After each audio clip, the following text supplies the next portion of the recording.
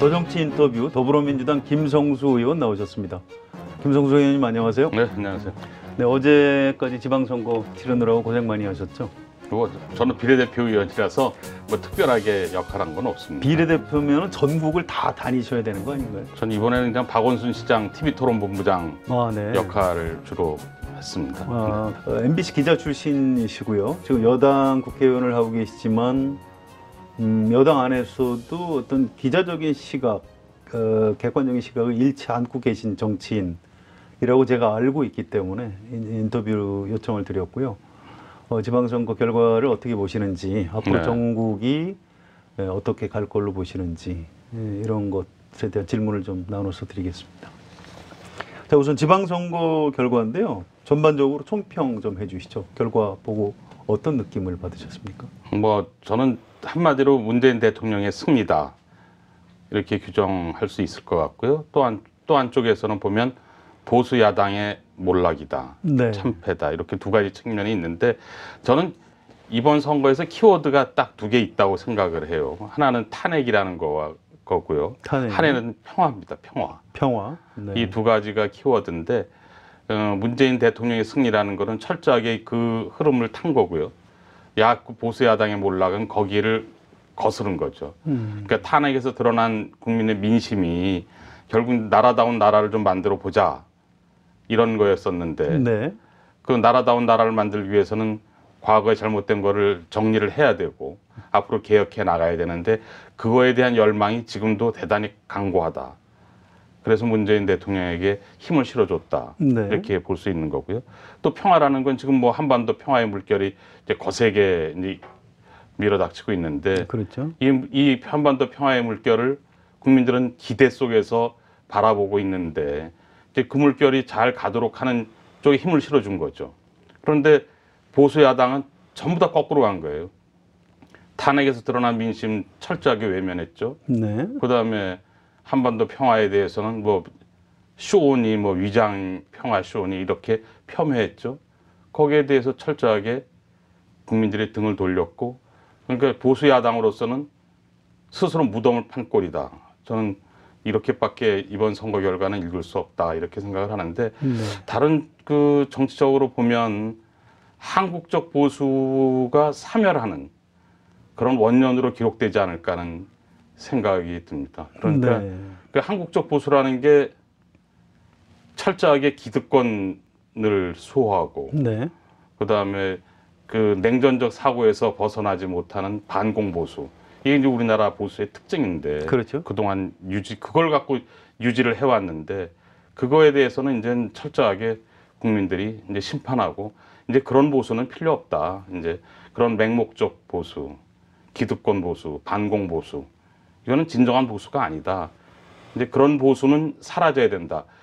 그런 이번에 신호탄이 아닌가 그렇게 보고 그렇다면 이번 지방선거는 2016년 총선에서 이제 민주당이 일당이 되지 않았습니까? 네. 거기서 한번 우리 한국적 보수가 크게 한번 흔들렸고 그게 결국은 탄핵으로 이어졌고 결국 문재인 대통령의 당선, 조기 대선에서 당선하고 이번 지방선거까지 이렇게 어떤 일련의 흐름 속에서 이제 한국적 보수는 사멸의 길로 완전히 접어든 거고 이것이 이제 새로운 보수의 탄생으로 이어질지 그거는 이제 좀 더 지켜봐야 되겠다. 네, 그렇군요. 이렇게 저는 생각을 하고 있습니다. 네, 야당에 대한 질문 좀 이따 추가로 드리기로 하고요. 네. 이번에 이제 권역별로 좀 특징 같은 게 있을 텐데 어느 권역이 좀 가장 인상적으로 보이시던가요? 뭐 아무래도 이제 부울경이라는 이제 이른바 PK 지역의 그 표심 이게 상당히 좀 인상적이었습니다. 광역단체장 뭐 3곳을 다 먹은 것도 민주당이 다 가져온 것도 처음 있는 처음이죠. 일이고요. 네. 기초단체장도 부산 같은 경우 거의 대부분 네, 그렇습니다. 민주당이 갖고 울산은 다 가져갔고요. 경남은 자유한국당이 자유한국당이 많긴 많지만 뭐 창원, 양산, 김해 뭐 이렇게 해서 거제 이렇게 해서 7곳이나 경남이 가져와서 PK 지역이 가장 크게 변했고 네. 그게 인상적이었고요. 그다음에 다른 지역도 보면 경기 북부, 경기도도 물론 기초단체장 뭐 다 휩쓸었는데 특히 네. 경기 북부가 인상적이었습니다. 이제 뭐 동두천, 포천 이런 데가 굉장히 그 보수적인 곳인데 왜 그랬을까요? 이게 이제는 앞서 말씀드린 것처럼 이른바 그 반공 보수의 벽이 이제 무너진 거죠. 네, 그렇군요. 그러니까 그런 곳들이 이제 강원도도 마찬가지입니다. 그렇죠. 강원도도 뭐 지난번 지방선거 때 원주 한 곳이었었는데 그렇습니다. 이번은 뭐 거의 다 또 민주당이 가져왔고요. 서울 같은 경우도 강남구청, 강남, 송파, 네. 이제 서초만 내주고 이런 지역들이 이른바 그 반공 보수로 대표되는 한국적 보수들이 공고하게 지켜왔던 지역들인데 그것이 다 일제히 다 무너진 거예요. 네, 그러니까 그렇군요. 결국은 TK 지역만 빼고는 다 무너졌다 이렇게. TK 지역도 득표율로 보면 상당히 큰 변화가 있었다고 저는 생각이 듭니다. 네, 부산, 울산, 경남은 왜 이렇게 갑자기 바뀐 걸까요? 그때 지난번 총선 때부터 조금씩 변화의 조짐이 있었죠. 부산에서 5명이나 국회의원 나오고 네. 사실은 오랜 야도였는데 부산 같은 경우 그게 이제 30년 전부터 이제 30년 동안 계속 이제 보수 색채가 강해지다가 1990년에 3당 합당. 그게 이제 결정적이었죠. 그 이후로 네. 한 30년 동안 이제 이게 3당 합당에 그게 이제는 끝이 났다. 네. 저는 그렇게 정치적으로는 해석이 가능하지 않을까 싶습니다. 그렇겠습니다. 예. 자, 더불어민주당이 뭘 아무튼 잘했으니까 압승을 거뒀다 이런 분석도 가능하지 않을까요? 더불어민주당은 글쎄요, 나는 이번에 뭐 어떤 일을 하셨죠? 제가 민주당 소속이긴 하지만 네. 민주당이 잘해서 이번 선거를 결과를 가져왔다 이렇게는 아마 민주당 의원들이 그렇게 생각하는 의원들은 제가 보기엔 거의 없을 겁니다. 그렇군요. 이건 뭐 대통령의 승리다 네. 이렇게 봐야 되는 거죠. 그리고 사실은 이게 이제 앞으로 당권 경쟁에서도 이제 그런 것이 반영이 될 텐데 네. 사실은 민주당 그 의원들 분위기가 처음 이제 20대 총선에 당선돼서 1년 동안은 탄핵 국면 속에서 굉장히 그 조심을 했죠. 네. 그 자기가 하고 싶은 얘기가 있어도 자제하고 일단 단합된 모습으로 이제 이 탄핵 국면을 헤쳐나가야 된다. 그런 공감대가 아주 강했었고요. 또 그 다음 1년은 이제 문재인 정부 정권 1년이니까 또 일단 거기에 힘을 실어줘야 된다는 것 때문에 사실은 당의 목소리가 높지 않았죠. 굉장히 차분한 이게 과연 여당이 있는 거냐 청와대만 보인다 뭐 이런 얘기를 들을 정도로 조용해 왔던 거 아닙니까 실제로. 근데 이제 뭐 앞으로는 이제 이 국회의원 임기가 이제 2년밖에 남지 않았기 때문에 이제는 당의 목소리도 좀 내야 된다는 지금 공감대가 사실은 팽배해 있거든요. 그렇군요. 네, 그런 분위기 속에서 지난 2년 동안은 민주당이 독자적으로 뭘 했다 이렇게 보기는 상당히 어렵죠. 청와대가 주도해온 정국이었기 때문에 알겠습니다. 이번 승리를 뭐 민주당이 잘해서 했다라고 보기에는 어렵지 않나 싶습니다. 예, 선거 결과에 대한 분석 중인데요. 네. 자, 자유한국당 홍준표 대표가 아마 지금 이 시간쯤 사퇴 성명을 발표하고 있을 것 같습니다. 평소에 홍준표 대표 잘 아시죠? 뭐 좀 오랫동안 봐왔죠. 본래 그렇게 좀 독특하신가요? 뭐 어떻습니까? 독특한 거는 뭐 성한용 기자도 잘 아실 거예요. 예. 독특하시죠. 근데 그게 너무 한쪽 방면으로만 이렇게 뭐랄까요 쏠렸다 그럴까요. 이번 그 대선 거치고 경남지사 할 때부터 약간 좀 그런 측면이 보이던데 그 전에는 그래도 좀 합리적인 그렇지 않았었어요. 정치인이었죠. 그렇게까지는 예. 사실은 야당으로서 정치 생활을 시작할 뻔했던 분인데 예. 사실 그런데 이제 보수 정당 가서 이제 그렇게 커왔는데 글쎄요 경남지사하고 대권의 꿈을 가지면서부터 그런 식으로 바뀐 게 아닌가 싶기도 한데 그렇군요. 하여간 뭐 좀 이해하기 납득하기 어려운 그런 그 정치 언행을 많이 하시던요. 알겠습니다. 자, 이번에 또 안철수 서울시장 후보가 네. 이제 대선에서 패배하고 서울시장 나왔는데 서울에서 대선 때는 2등을 했었는데 그래요. 이제 3등으로 주저앉았습니다. 왜 이렇게 계속 실패하는 걸까요, 안철수 대표는?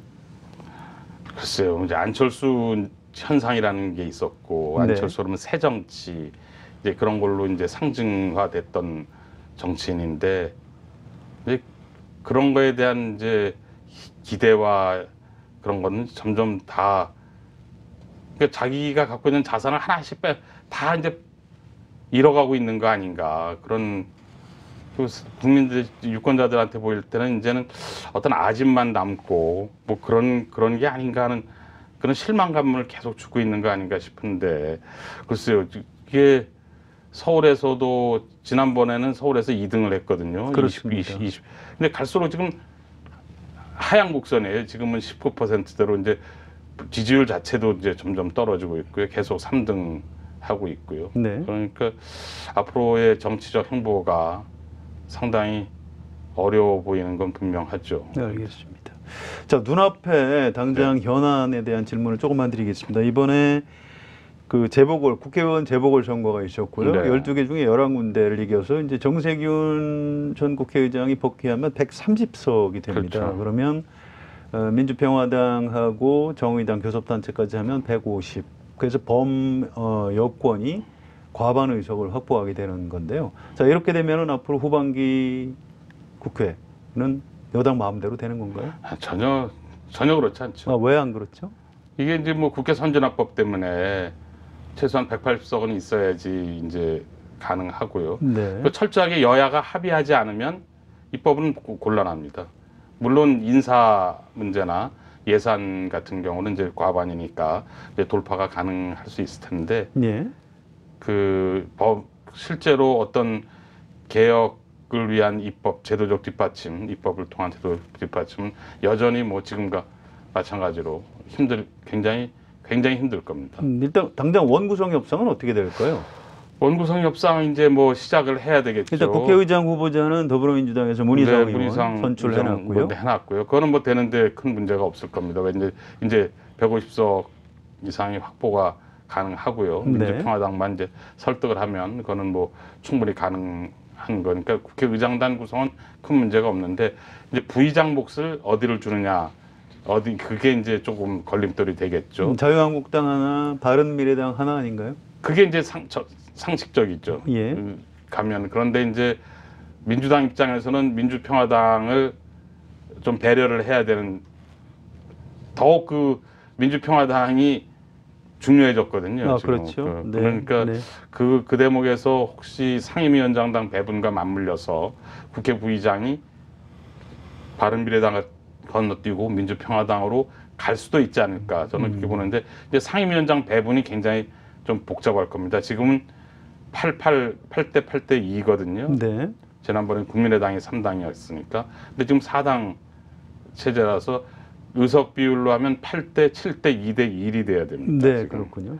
그러면 이제 그 민주평화당이 지금 정의당과 함께 교섭단체로 해서 이제 한 석을 가지고 가는데 네. 그거를 이제 어떤 자리를 줘야 되느냐. 그러니까 민주당 입장에서는 가급적이면 민주평화당 쪽에 좀 뭔가 좋게 이 협상을 좀 하려고 그럴 거고요. 또 알겠습니다. 자유한국당이나 바른미래당은 또 뭐 그거를 안 뺏기려고 하겠죠. 안 뺏기려고 하겠죠. 네. 그러다 보면 이제 상임위원장을 어떻게 가져가느냐가 큰. 그래도 7월 17일 재헌절 전까지는 무조건 될 겁니다. 7월 17일 재헌절 전까지 재헌절이 될 것이다. 이게 제일 늦었던 때가 18대 국회 때인데요. 예. 그때는 7월 10일 날 됐어요. 그러니까 재헌절이 특히 이번에는 70주년 재헌절이라서 네. 의미 있는 해라서 크네요. 네. 무조건 7월 초에는 협상이 타결되지 않을까 이렇게 싶습니다. 네, 알겠습니다. 자, 앞으로 전국이 이제 어떻게 갈지 궁금한 포인트가 여러 개 있는데요. 그 중에서 몇 가지만 좀 네. 여쭤보겠습니다. 일단 선거가 끝났는데 지금 농림부 장관 비어 있고요. 문재인 대통령이 개각을 할까요? 그거는 이미 이낙연 총리가 얘기를 꺼낸 바 있어요. 이제 지방선거 끝나면 부분 개각을 할 것이고 이미 그거에 대한 장관 평가는 끝났고 청와대와도 기초적인 협의는 했다. 뭐 이 정도 운을 뗀 거거든요. 그리고 네. 실제로 당내에서도 그 장관들에 대한 개별적 평가 작업은 하고 있는 걸로 제가 알고 있습니다. 대략 그러니까 몇 명 정도가 바뀔 걸로 보십니까? 뭐 통상 지금 얘기하기는 한 3, 4명 정도가 개각을 대상이 되지 않겠느냐 그런 얘기들을 하고 있는데 그렇군요. 총리하고 비서실장은 그냥 가는 건가요? 지금 현재로는 뭐 크게 바뀔 가능성은 없어 보이지 않습니까? 네. 지금 알겠습니다. 청와대도 뭐 기본적으로 개편에 지금 수요는 있죠. 지금 비어 있는 곳들이 꽤 있거든요. 비서관 자리들도 많이 비어 네, 있고요. 알겠습니다. 자, 더불어민주당은 8월달에 전당대회 그렇습니다. 해서 새 지도부를 선출해야 되는데요. 제가 숫자를 세봤더니 거의 검토 중인 사람까지 하면 20명 가까이가 당 대표를 지금 뭐 자천 타천 웬만한 다선 의원은 다 들어가 있다고 보면 틀림없습니다. 예, 지금 물론 이제 자천 타천 의원. 컷오프를 거치기 때문에 그분들이 다 출마하지는 않겠습니다만 자 지금 거론되는 사람들 중에 누가 대표가 될까요? 글쎄요. 지금 아마 우리 민주당 의원들한테 물어보면 전부 공통된 답변이니까 오리무중입니다. 지금 이게 누가 딱 부각되는 인물이 없거든요. 지금. 그런가요? 그리고 네. 지금 일단 저런 게 있습니다. 아까 그 민주당 사정을 말씀드리긴 했는데 지난 2년 동안 이 당이 굉장히 조용했거든요. 그렇죠. 뭐 추미애 대표 본인의 리더십이라고 생각할지 모르겠습니다만은 그렇게 생각하는 의원은 그렇게 많지 않고요. 그러니까 여러 가지 여건에 의해서 굉장히 조용하게 지내왔는데 앞으로 남은 20대 총선 2년 후반기 2년에 대해서는 당이 이대로 가서는 안 된다라는 공감대가 분명히 있습니다. 네. 그렇다고 해서 그러면 그 19대 때처럼 뭐 이렇게 중구난방으로 막 리더십이 혼재된 혼란한 그렇게 갈 수도 없는 거고요. 이게 여당으로서 이제 당정 관계를 잘 유지하면서 안정되게 관리를 해야 되고 또 이번 대표는 공천권 21대 총선의 공천권과도 좀 직접적으로 연결이 돼 있는 당 대표고요. 그러니까 굉장히 무게가 이제 실리는 이제 당 대표인데 기본적으로는 이제 안정적 관리형이 와야 되지 않겠느냐 네. 그런 공감대는 있고요. 거기에 그리고 해당하는 후보들이 어떤 분들이 있을까요? 글쎄요, 뭐 지금 그게 이제 또 과연 친문 색깔이 어느 정도 강하냐에 따라서 좀 더 다르죠. 네. 뭐 예를 들면 이해찬 총리 같은 분은 확실하게 당을 장악할 수 있는 장점은 있을 겁니다. 그런데 친문 색깔이 굉장히 이제 강하신 너무 분이- 강하다. 너무 강한 분이라서 이게 과연 당내 화합을 위해서 바람직할 거냐라는 그 특히 이제 홍영표 원내대표랑 문희상 국회의장 선출이 다 이른바 이제 친문 쪽에 라인으로, 인사로 돼 있는데 네. 당 대표까지 그렇게 강한 친문 일색으로 가는 게 과연 맞느냐라는 그런 분석들도 있고요. 네. 또 그리고 좀 전해철 의원도 얘기가 되고 있는데 전해철 의원이 이제 과연 그만한 정치적 중량이 있느냐, 너무 친문 색깔이 강한 거 아니냐.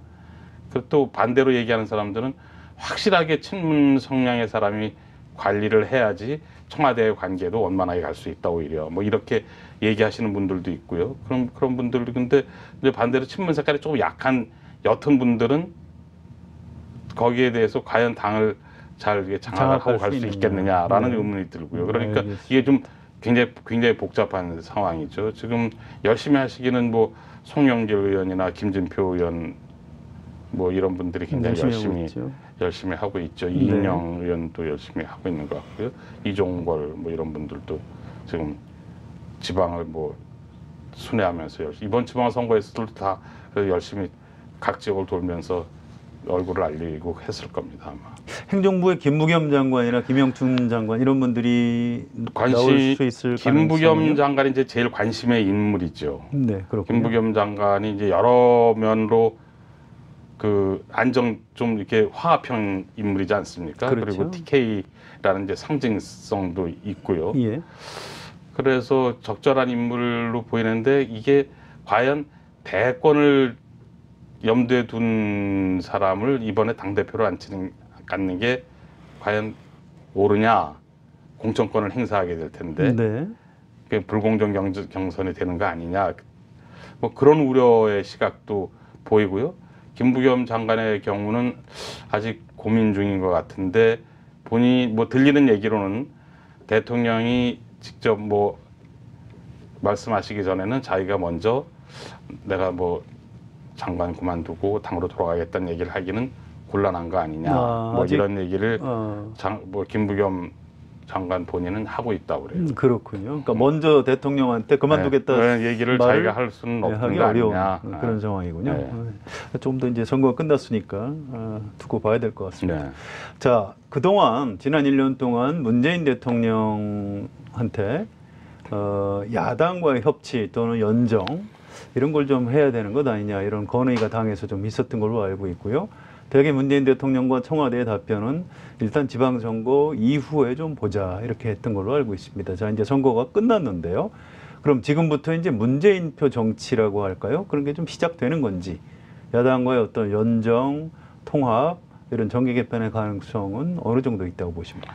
글쎄요, 민주당과 청와대가 주도하는 어떤 정계 개편, 그거는 좀 생각하기 어려운 거 아닌가, 저는 그렇게 생각합니다. 왜냐하면 그렇습니까? 기본적으로 이렇게 뭐 인위적으로 정계 개편 한다면 그 우리 민주당이 지금 손을 잡을 수 있는 곳이 이제 민주평화당의 이제 호남 의원들이 중심의 민주평화당 의원들인데 네. 현실적으로 이미 민주당 내 지역위원장들이 다 이제 선거 겨뤘던 분들이 다 있고요.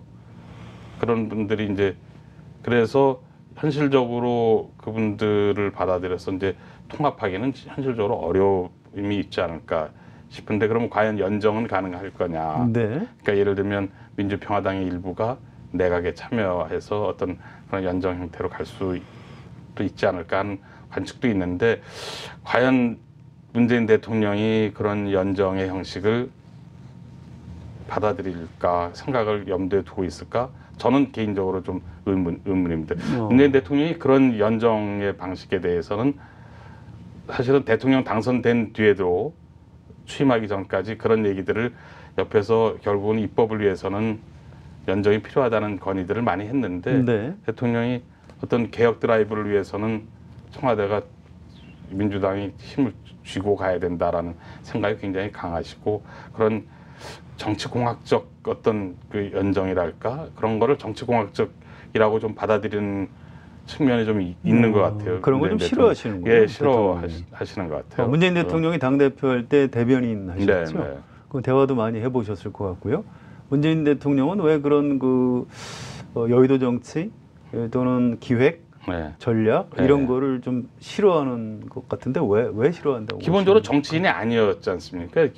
문재인 대통령이. 아, 그런가요? 여의도 정치인이 아니었죠. 뭐 네. 사실은요. 네. 그러니까 여의도 정치를 바라보는 시선이 처음부터 여의도 정치를 했던 사람과는 좀 다릅니다. 네. 그러니까 보면 이게 뭔가 좀 이게 정치공학적이고 뭐 그런 거를 이렇게 마뜩지 않게 생각하는 측면이 꽤 있으신 것 같더라고요. 알겠습니다. 저는 문재인 대통령이 국민을 바라보는 정치, 국민만 네, 네. 바라보고 정치한다 이 얘기를 할 때 굉장히 그냥 멋있는 말이다 이렇게 생각을 했는데, 나중에 가만히 생각해 보니까 그 말이 진담이더라고요. 네.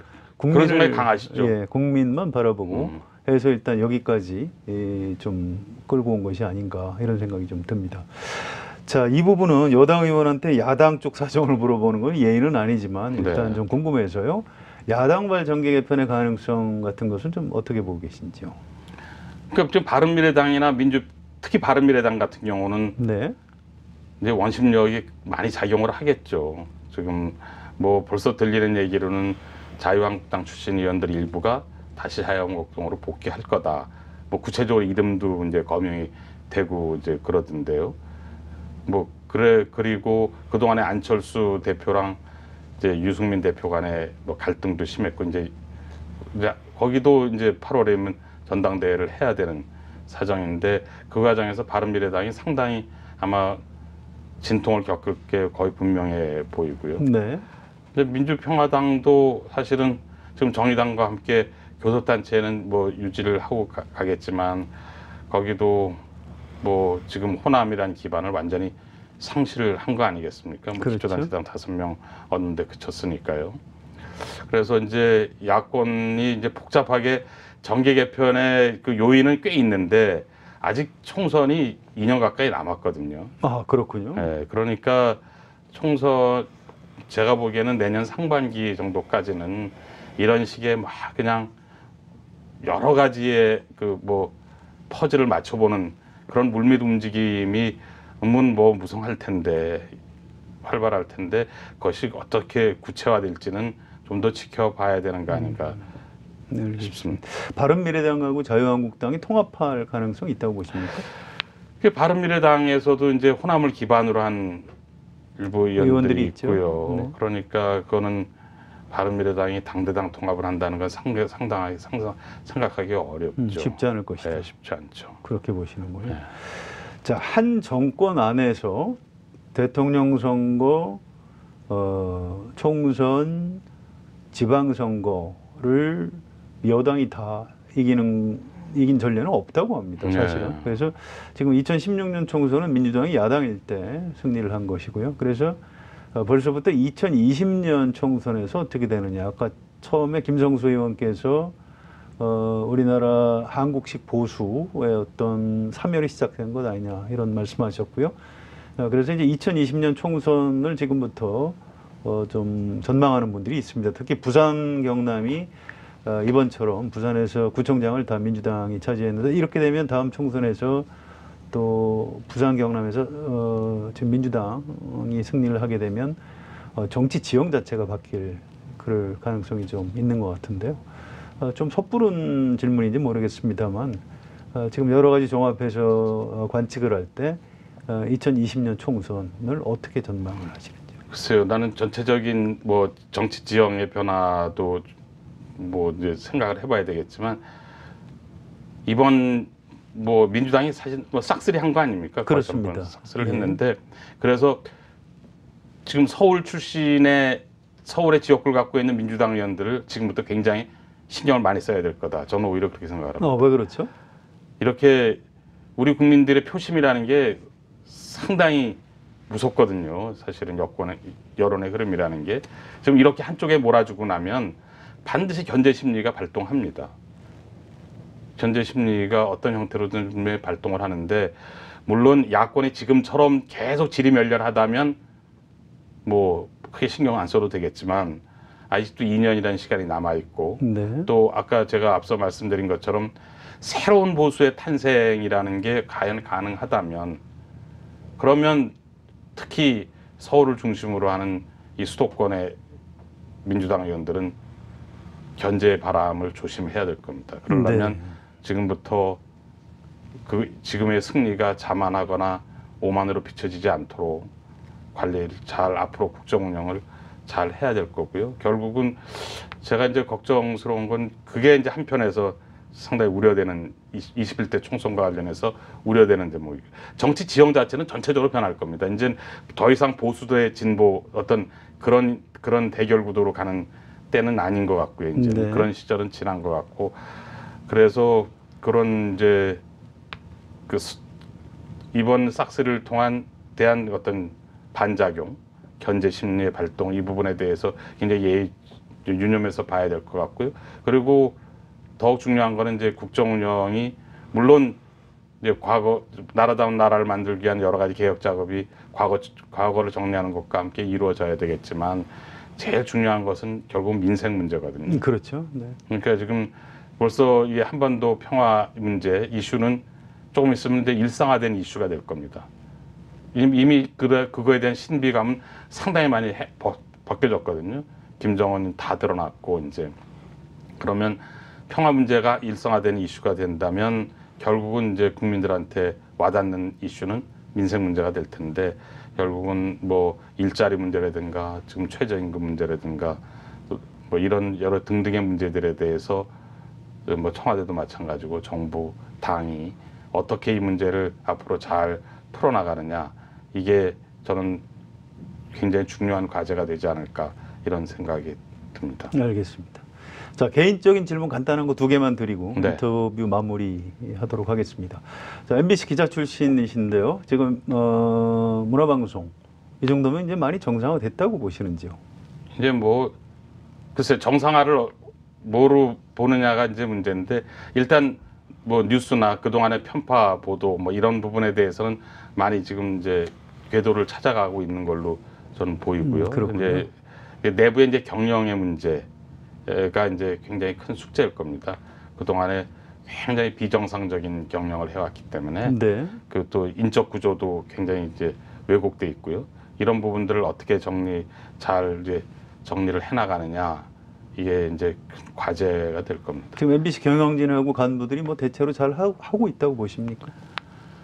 뭐 좀 많은 노력을 하고 있죠. 그런데 예. 쉽지 않을 겁니다. 쉽지 않을 것이다. 이렇게 이게 단시일 내에 해결할 수 있는 문제들이 아니거든요. 거의 10년 가까이 좀 누적돼 온 그리고 특히 또 지상파의 방송 환경이 워낙 지금 안 좋아졌죠. 열악하기 때문에 네. 그거를 이제 뚫고 나가기 정비하기가 시간도 꽤 걸릴 거고 알겠습니다. 상당히 어려운 작업들이 뒤따를 겁니다. 방송법은 어떻게 하실 계획이십니까?